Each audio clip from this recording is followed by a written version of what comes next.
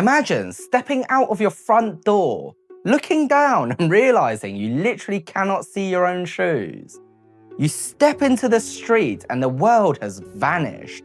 The sun is entirely blocked out. You hear the muffled, eerie sounds of traffic grinding to a sudden halt, cars being abandoned in the middle of the road, and the splashing of people who have blindly walked directly into the freezing River Thames. Within days, prize-winning cows at a local agricultural show are being fitted with improvised gas masks.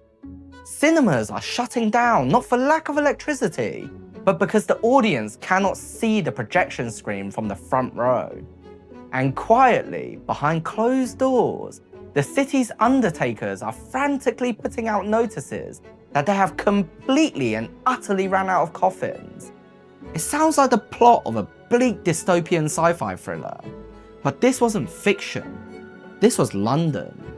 And the silent, suffocating killer that descended on the city took out more people than some wars. All while the government politely suggested that everyone just stay indoors and have a nice cup of tea. Welcome to the Curiosity Diary, where we open up the strange, forgotten and unbelievable pages of history.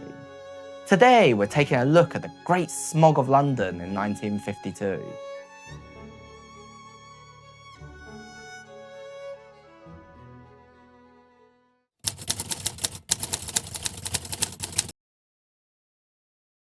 Now, to understand how an entire capital city accidentally gassed itself, we need to set the scene.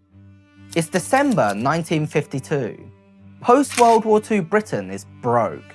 The empire is crumbling and rationing is still a very recent memory. And the country is desperately trying to pay off massive war debts. To do this, Britain is exporting all of its premium, high-quality, clean-burning hard coal to other countries for cash. So, what did the government leave for the actual citizens of London to heat their homes during a bitterly cold winter? A cheap, low-grade, sulfur-rich domestic coal known as Nutty slack, which kind of sounds like an insult you'd yell at someone, but was actually just terrible, powdery coal. It burned inefficiently. It pumped massive amounts of sulfur dioxide into the air. It was essentially the fast food of fossil fuels. Cheap, dirty, and guaranteed to ruin your chest. But Londoners were used to fog, or as the locals would call it, pea-souper, which is slang for the heavy, thick, yellowish-green fog that London was infamous for at the time. London back then really gave the perfect image of a mystery thriller.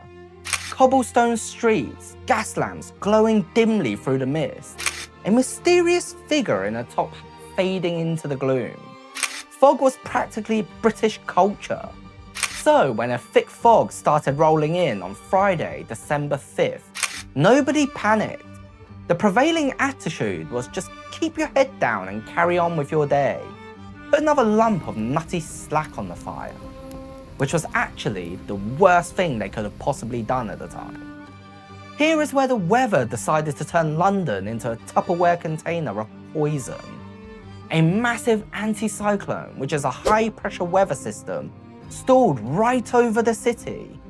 This created a meteorological phenomenon called a temperature inversion. Normally, warm air from the chimney rises, taking smoke up into the atmosphere where it disperses.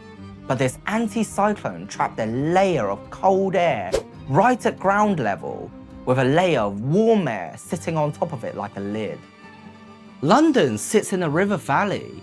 It's shaped like a bowl, so the smoke from a million domestic chimneys combined with the exhaust from the city's newly adopted diesel buses and the belching smokestacks of industrial power plants, some of which were situated right in the centre of the city, went up, hit that invisible lid of warm air and got shoved right back down onto the streets. And remember that high sulfur nutty slack coal? When sulfur dioxide mixes with water vapour in fog, it undergoes a chemical reaction. It turns into sulfuric acid. The people of London weren't just breathing in smoke, they were inhaling atomised battery acid.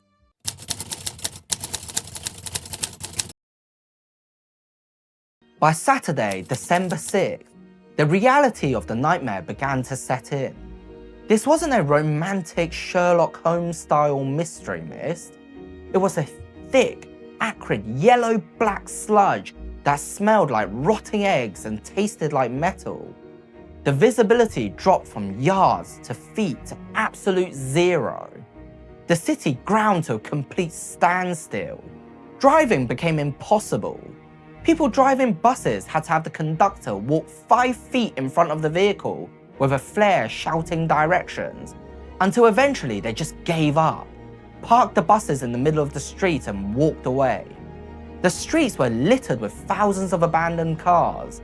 The only transport system that kept running was the London Underground. But even then, the smog was so thick it seeped down into the tunnels, filling the subterranean stations with a hazy, choking smoke. If you were outside, you were essentially navigating by touch. People dragged their hands along brick walls and iron fences just to find their way home, arriving with their hands completely blackened by soot. Birds, unable to see where they were flying, were crashing into buildings and falling dead onto the pavements. And of course, because humanity is nothing if not wildly opportunistic, the crime rate skyrocketed. It was a mugger's paradise. You could smash a shop window, grab an armful of jewelry, and take literally 2 steps backwards to completely vanish from the police. Snatch and grabs were happening all over the West End. And in a genuinely chilling true crime fashion, the notorious serial killer John Reginald Christie was actively operating in London at this exact time.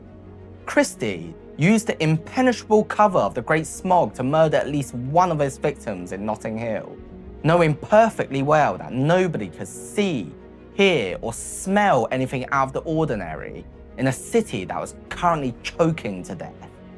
The smog provided the perfect literal cover for his dark deeds.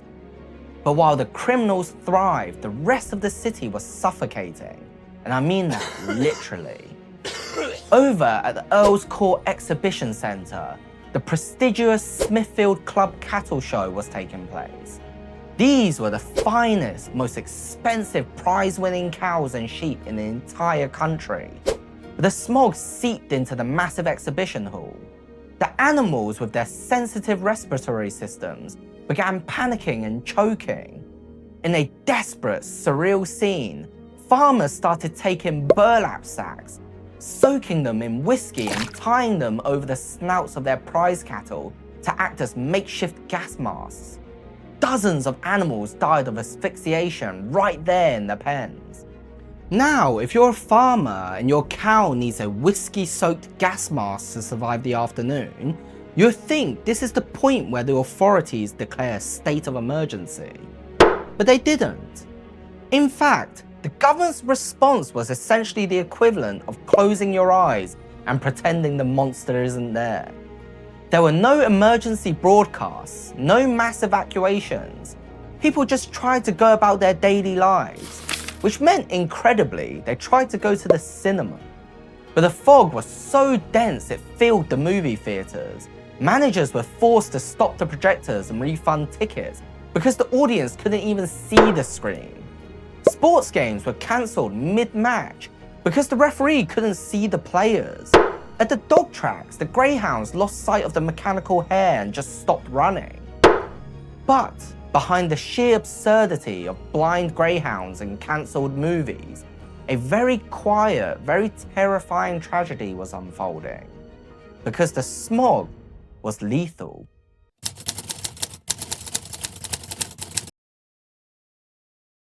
During the smog, emergency services were paralysed. Ambulances couldn't navigate the streets. If you had a heart attack or an asthma attack, you were entirely on your own. Paramedics tried walking ahead of ambulances, but it was useless. People were forced to walk their dying loved ones to the hospital through the very air that was killing them. The smog lasted for 4 excruciating days. Finally, on Tuesday, December 9th, a brisk wind swept in from the west. The anticyclone broke. the temperature inversion lifted and the toxic yellow clouds blew out towards the North Sea. Londoners looked around, blinked in the sunlight, and collectively coughed up black mucus. Well, that was dreadful, they thought. Glad that's over. But it wasn't until the days and weeks that followed that the true staggering horror of what had just happened was revealed. You see, nobody realized it was a mass casualty event while it was happening. There were no explosions, no collapsing buildings. People were dying quietly in their beds, out of sight. It was the elderly, it was infants, it was anyone with a pre-existing chest condition. They were drowning in their own inflamed lungs. The only people who noticed the terrifying spike in mortality were the undertakers. Within days of the smog lifting, coffin makers sent out frantic messages to their suppliers. They had run out of wood, they had run out of brass fittings. The florists across London entirely sold out of flowers because there were simply too many funerals to cater to. The gravediggers couldn't work fast enough. When the initial statistics were compiled, the Ministry of Health reported that 4,000 people had died in those 4 days. 4,000! To put that in perspective, that is significantly more civilian casualties than occurred during the worst week of the Blitz in World War II. And how did the government react to this? With swift, decisive action to clean up the environment? Of course not. This is politics. They panicked. They tried to cover it up. The government, specifically the Ministry of Health, furiously peddled the narrative that the massive spike in deaths wasn't from the smog at all. No, they claimed it was a sudden, completely coincidental epidemic of influenza. They actually tried to blame the flu for the fact that people's lungs were essentially melted by battery acid. They feared that admitting the truth would force them to spend millions regulating the coal industry, which the post-war economy couldn't afford. But the medical community wasn't having it. Doctors pointed out that the lungs of the deceased were black, inflamed, and reeked of sulfur. There was no flu epidemic. The air had murdered them. And modern analysis has shown that the government's initial estimate of 4,000 dead was actually a massive undercount. Modern epidemiologists, looking back at the mortality rates that stretched into the early months of 1953, as people slowly succumbed to the respiratory damage, estimate the true death toll of the Great Smog of London to be between 10,000 and 12,000 people. 12,000 people dead from weather and terrible cold. The sheer, undeniably grim reality of the situation eventually forced the British government's hand. It took 4 years of public outrage and intense lobbying by medical professionals. But in 1956, Parliament passed the Clean Air Act. It was a massive landmark piece of environmental legislation. It established smokeless zones across the city where only smokeless fuels can be burned. It offered financial incentives for households to switch from open coal fires to gas or electricity. It forced power stations to relocate outside of urban centres and build taller chimneys. It fundamentally changed the way cities manage their air quality forever. The romanticised, deadly London pea-souper was legislated out of existence.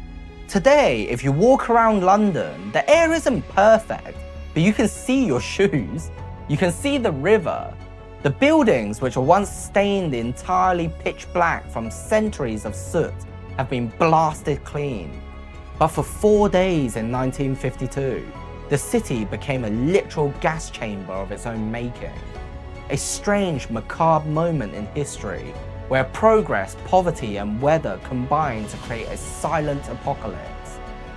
If you enjoyed diving into this dark, murky corner of history with me, hit that subscribe button to join the Curiosity Diary. I've got plenty more strange and unbelievable true stories coming your way. Until next time, stay curious.